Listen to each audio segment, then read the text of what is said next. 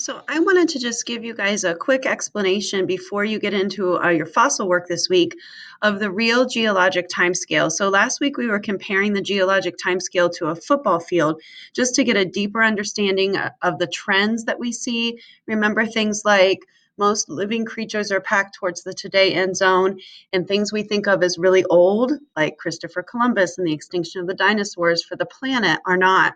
And so the question is, how did scientists decide to organize all of these events that absolute dating has let them find out about? And this is how they did it.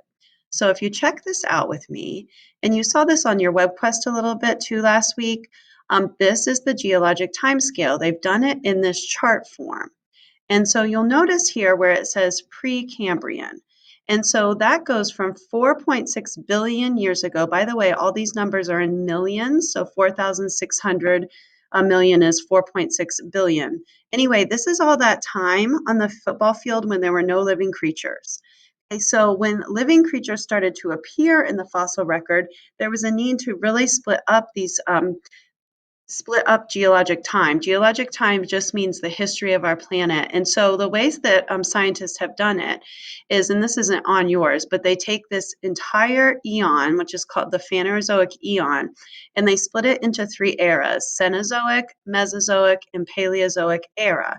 Cenozoic means recent life, Mesozoic means middle life, and Paleozoic means old life. And so now you'll notice that these eras get split into multiple periods. And so, for example, we're currently in the Cenozoic era and in the Quaternary period, and it's been that period for 2.5 million years. Remember, again, those numbers are in millions. And you can look through, some of these are familiar to students usually. The Cretaceous, the Jurassics, the Triassic, sometimes people have heard of. And then this one's really weird to pronounce. You pronounce it Ordovician period, but you're going to be working with this during your fossil exploration to find out the age of dominance of certain fossils that you're going to be analyzing. So I wanted you to see it. This is the way scientists have decided to do the football field. And basically, from the Paleozoic era up is the 10 yards near the today end zone.